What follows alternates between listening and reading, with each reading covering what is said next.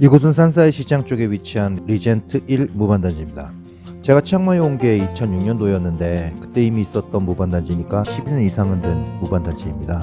어제 계약된 집인데 이 집은 대지가 넓고 2층 주택과 단층 주택 그렇게 두 채가 함께 있는 집입니다. 예전에는 35,000바트 정도의 임대가 됐던 집이었는데 집주인이 월 30,000바트의 임대로 내놨고 어제 3년 계약에 월 임대료 28,000바트, 관리비트 100바트, 총 월 28,800바트로 계약이 되었습니다. 이 집을 소개시켜드리는 이유는 치앙마이의 주택들이 큰 집과 작은 집의 차이가 있고 그리고 대략적으로 임대료를 파악하시는 데 도움이 되실 것 같아서, 그리고 특히나 예전 집들과 지금 집들의 그 주택 설계 차이가 있는데 그 설계 차이를 볼 수 있는 집이기 때문에 그 소개를 시켜드리고 있습니다.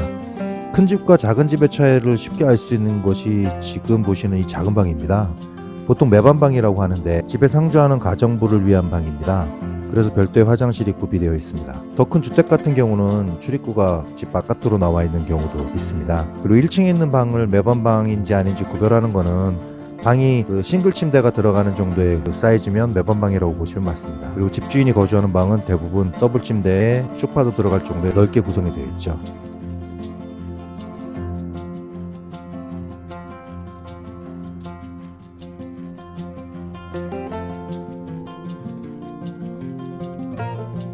주방입니다. 주방 같은 경우도 내부에 주방이 있고 외부에 주방이 있습니다. 태국은 더운 나라라 예전에는 주방이 거의 다 외부에 있었는데 근데 지금은 이제 태국도 주거 형태가 많이 바뀌었고 임대를 목적으로 하는 경우가 많아서 지금은 주방이 주로 안에 집 안에 있게 됩니다. 하지만 큰 집의 경우는 아직도 내부 주방과는 별도로 외부에 주방을 만듭니다. 외부 주방이 있으면 생각보다 그 편리한 부분들이 많습니다. 태국은 집에서 요리를 하는 경우가 많지 않기 때문에 역시나 우리 주방과는 다르게 주방이 좀 부실한 느낌이 듭니다. 아일랜드 타입을 하나만 더 있어도 조리하기 편할 것 같고 수납 공간도 많이 부족해 보입니다.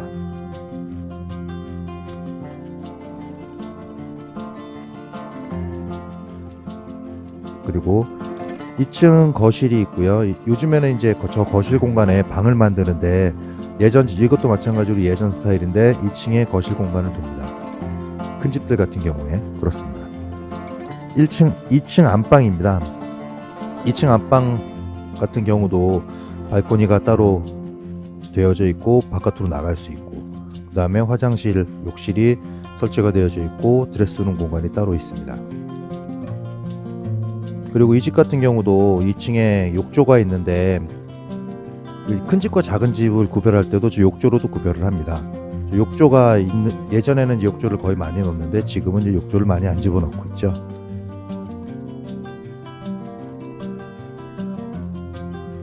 (2층) 작은 방입니다. 마찬가지로 발코니가 별도로 있고 그 다음에 화장실이 별도로 설치되어 있습니다.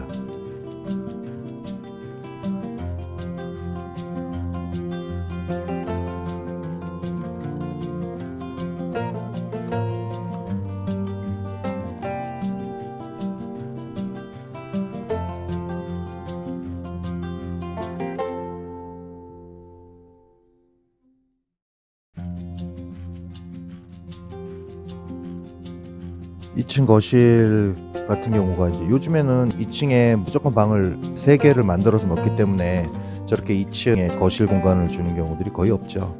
그리고 발코니도 사실은 요즘에는 저렇게 크게 만들어 놓진 않습니다. 조금이라도 그 공간을 좀 넓히려고 애를 쓰고 있죠.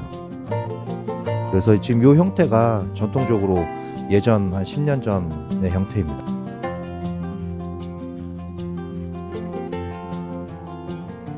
지금 보시는 이 집이 그 별채입니다. 이 별채도 방이 2개 있고 그 다음에 거실, 주방 그리고 외부 주방이 있습니다. 그리고 화장실이 공용 화장실이 하나 있고 그리고 마스터 베드룸에 하나가 또 있고요. 지금 저희가 이제 설명을 드리는 게 주방 같은 경우도 마찬가지인데 태국은 집에서 요리하는 경우가 많지 않아서 바깥쪽에 주방이 있고 가스레인지도 별도로 바깥에 있죠. 이거 뭐 이제 저 예전 얘기인데 예전에는 이 정도 사이즈 집들은 태국인들이 생각하기에는 음식하거나 뭐 짐을 정리한다든가 뭐 설거지니 뭐 살림살이 이런 것들은 다 그 매반 즉 가정부 몫이니까 뭐 집주인은 뭐 크게 상관이 없다 뭐 이렇게 생각해서 외부에 있는 거일 수도 있고 또 불이나 뭐 이런 것들이 집 바깥에 있으면 집 안이 덥지 않으니까 그래서일 수도 있습니다.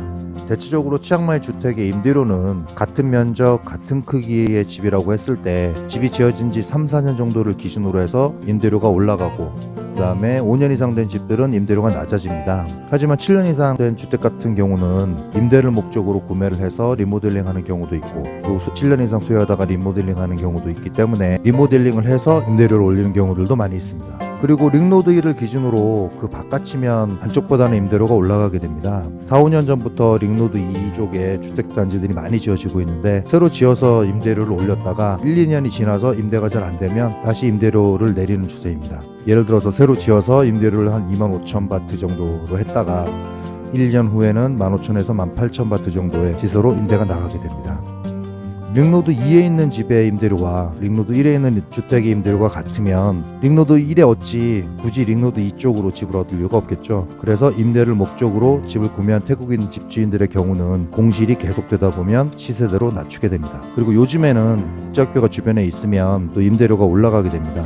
그리고 주변에 국제학교가 있으면 시세와는 또 다르게 외부인데도 임대료가 또 올라가게 됩니다. 치앙마이 주택과 임대료를 이해하시는데 조금이라도 도움이 되셨는지 모르겠습니다.